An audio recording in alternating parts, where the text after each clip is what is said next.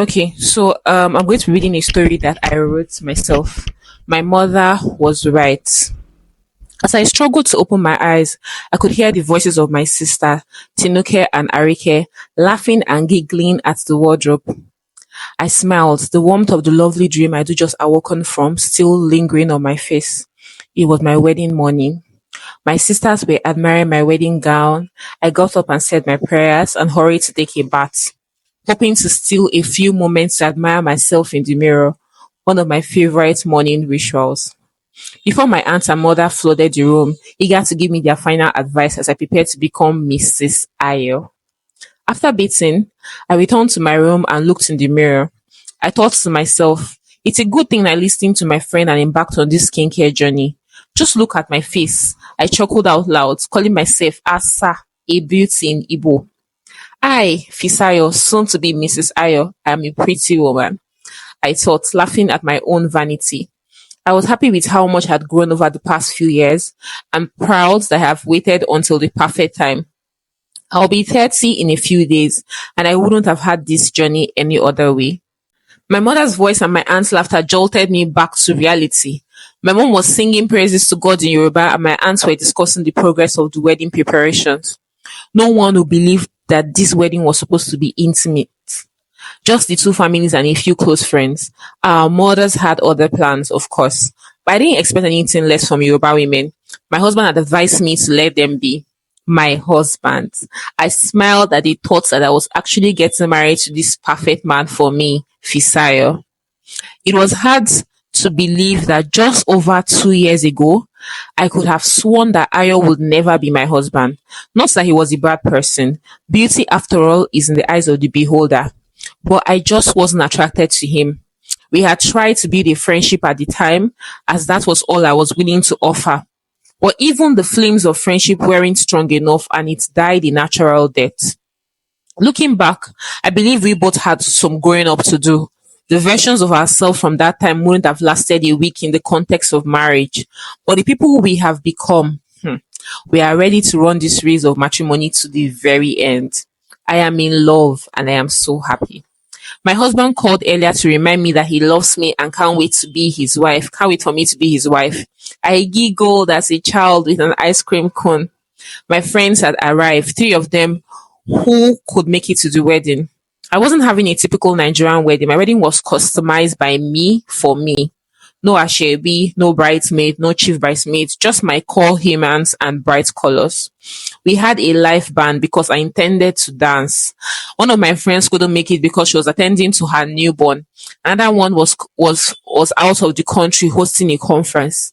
My friends were doing big things. I looked at Ife, Ruth, and Zainab and said, just look at us, dominating our sectors and still on fire for Jesus. Ife, with tears of joy in her eyes, whispered, Fisayo, you are getting married. I told you God will settle you well. Has he not done it? I smiled. Yes, he has. He exceeded my expectation. Over the past few years, I have learned the importance of boundaries.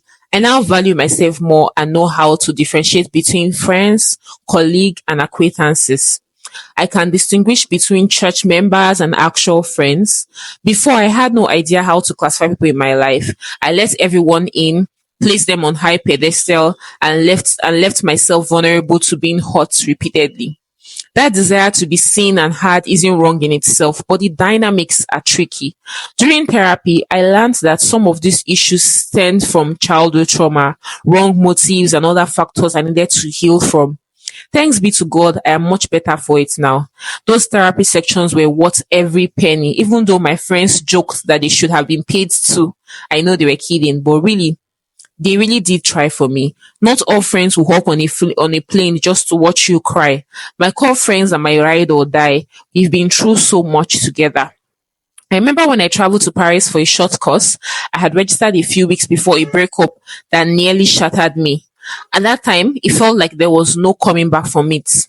I even contemplated suicide. The course was supposed to give me an edge in my profession, so I had to go, but I was a shell of myself. Studying was difficult. I was like a zombie, lifeless but moving. Two of my core friends flew to Paris regardless of the cost. They came and sat with me, letting me cry over the wasted months with Emeka. I had thought we would get married. Looking back now, I laugh. But those were dark days. The man was married with kids, three children, and a beautiful wife. I will never understand why he did what he did. But therapy has helped me realize that we may never understand the depth of some painful experience, but closure may never come. And closure may never come. Healing, however, requires forgiving ourselves and letting go. It's not a process that could be rushed. I had to grieve the time I felt I had wasted and everything I had invested. But in the end, I chose to see how that entire process helped shape me. For the longest time, I had trust and anxiety issues. I can't say I'm completely healed, but I am much better than I used to be.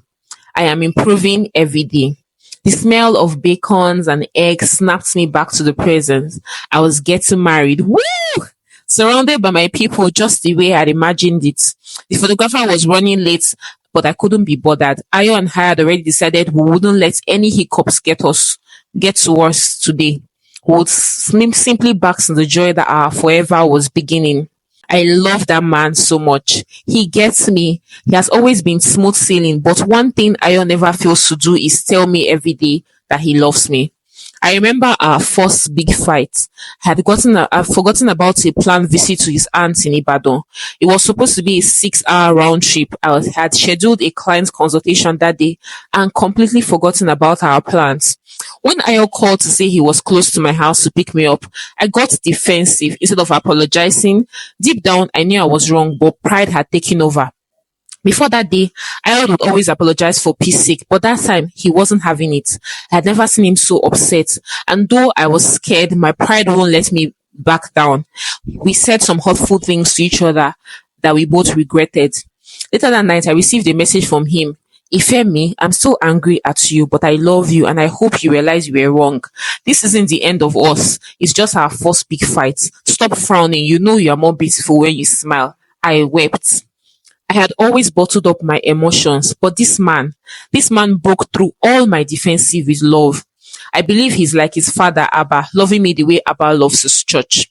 That night, I made two vows to myself. First, I would make loving me easy for him. I will be his peace. Second, I was going to marry this man. He was my last bus stop. Um, I'm going to read the part 2 in the next video. Thank you for watching.